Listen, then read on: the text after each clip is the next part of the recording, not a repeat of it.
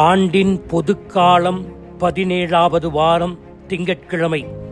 நற்செய்தி பகுதி மத்தேயு பிரிவு 13 அருள்வாக்குகள் 31 தொடக்கம் 33 வரை. இன்றைய நற்செய்தியில் இயேசு 2 சிறிய உவமைகளின் வழியாக இறையாட்சி கடவுளின் வார்த்தையின் சக்தியாலும் தூய ஆவியானவர் வல்லமையாலும் நம்முள் எவ்வாறு வேரூன்றி வளர்கிறது என்பதை பற்றி எடுத்துக் கூறுகிறார்.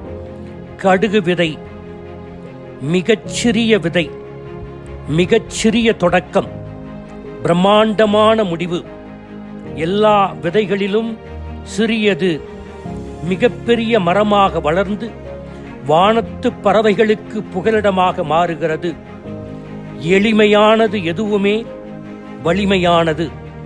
தொடக்கம் எளிமையாக மிகச்சிறியதாக இருக்கும்.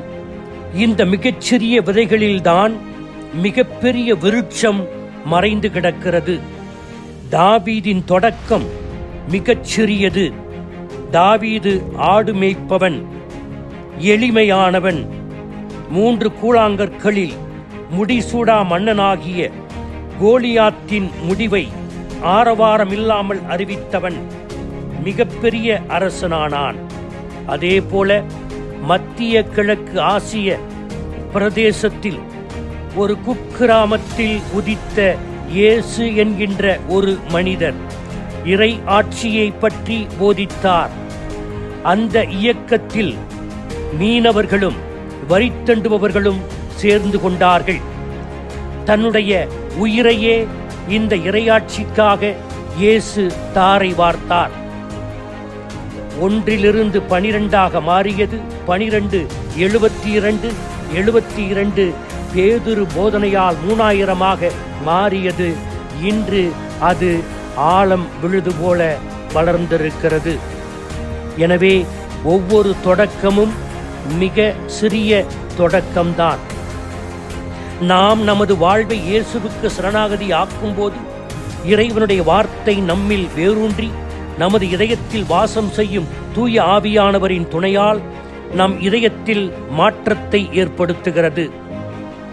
இறையாட்சி மிகச்சிறிய விதையைப் போல அதன் தொடக்கமும் அப்படித்தான் இருக்கும். ஆனால் அதனுடைய முடிவு பிரம்மாண்டம். சிறிய கடுகு விதையில் உள்ள வீரியம் மெதுவாக, படிப்படியாக, ஆனால் நிலையான செயல்பாட்டுடன் மிகப்பெரிய மரமாக வளர்கிறது. இந்த மரம் வளர்ந்து பறவைகள் கூடு கட்டவும் இளைப்பாறவும் இடம் அளிக்கிறது. நம் இதயத்தில் மாற்றத்தை ஏற்படுத்துபவர் தூய ஆவியார்.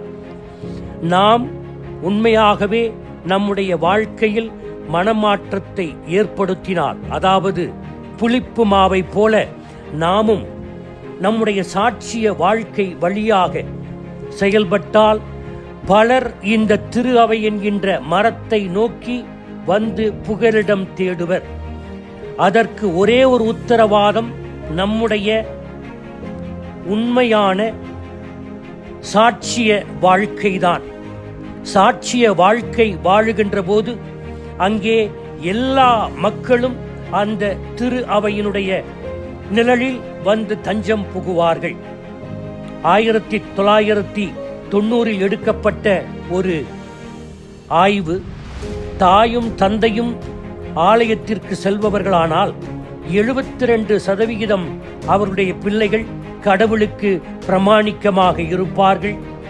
தன்னுடைய தாய் தந்தைக்கும் பிரமாணிக்கமாக இருப்பார்கள்.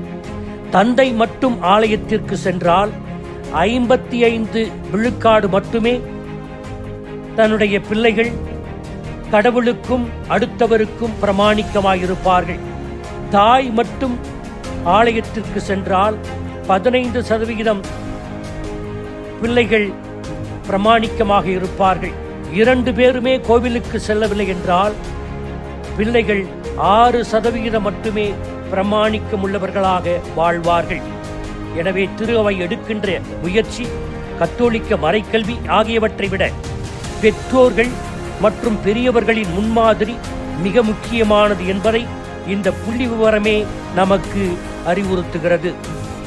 தாமஸ் கெம்பஸ் கூறுகிறார், நீ விரும்புவது போல அடுத்தவர்கள் மாறாமல் இருக்கிறார்களே என்று கோபப்படாதே. மாறாக நீ விரும்புவதை போல நீயே உன்னை உருவாக்க முடியாமல் இருப்பதை நினைத்து நீ வருந்தி அதே போல மாறு என்று கூறுகிறார். அதே போல டால்ஸ்டாய் அவர்கள், எல்லோரும் இந்த உலகத்தை தான் மாற்ற விரும்புகிறார்களே ஒழிய மாறாக தங்களை மாற்றிக்கொள்வதில் யாரும் அக்கறை காட்டுவதில்லை. புளிப்பு மாவை போல சாட்சிய வாழ்க்கை வாழ்வோம், திரு அவையை வளர்ப்போம், இறை ஆட்சியின் விழுமியங்களாக வாழ்வோம். ஆமீன்.